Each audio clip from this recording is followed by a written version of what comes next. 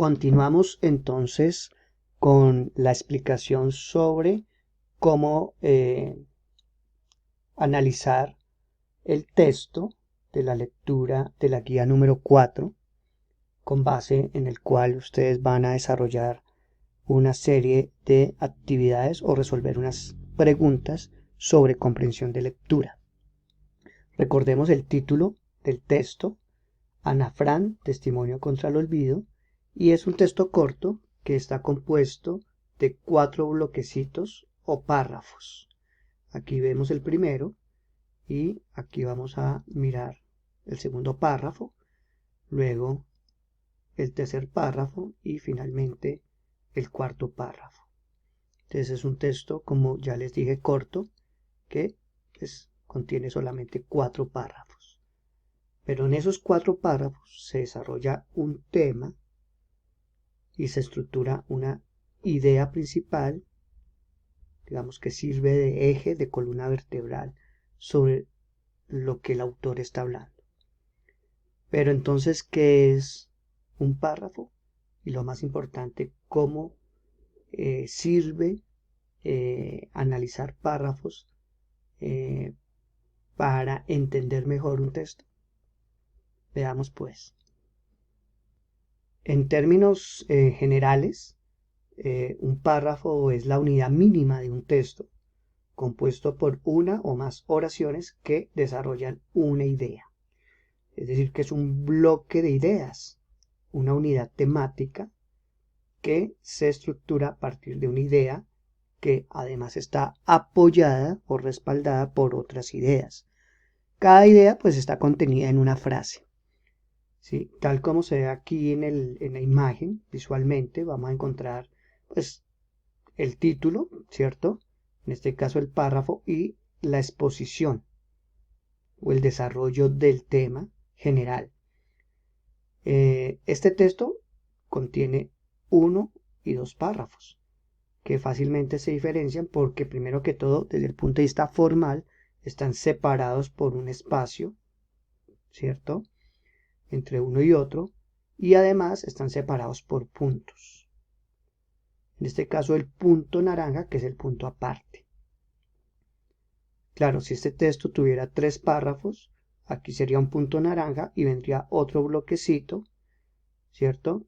Y tendría ahora sí ese último bloque, en caso hipotético de tener 3 párrafos, tendría pues el puntico verde que aquí representa el punto final, que es cuando finaliza el texto.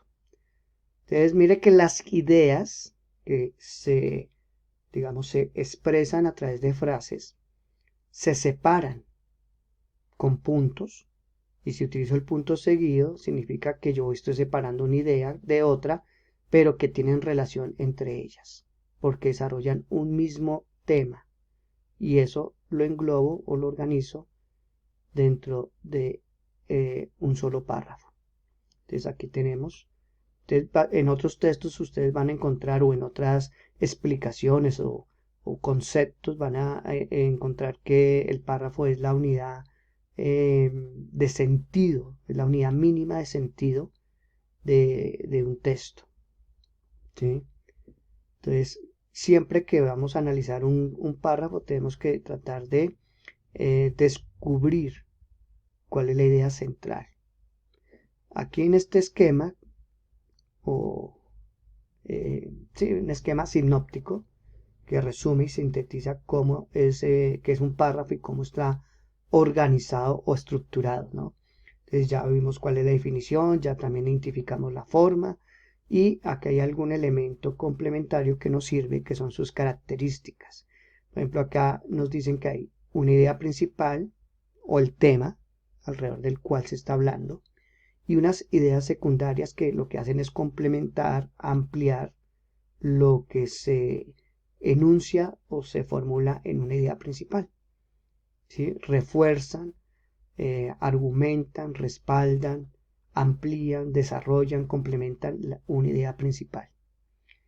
Entonces vean que aquí nos están hablando del Renacimiento y acá en verde aparece nuestra idea principal y hay una definición general del Renacimiento y se desarrolla lo que sucedió en el Renacimiento con otras ideas, ¿sí? En este caso son ejemplos concretos de lo que sucedió en esa época, un poco cuál es el espíritu del Renacimiento, se expone en estas dos ideas, las que están de negro y la que está de naranja, que serían ideas secundarias, ¿sí?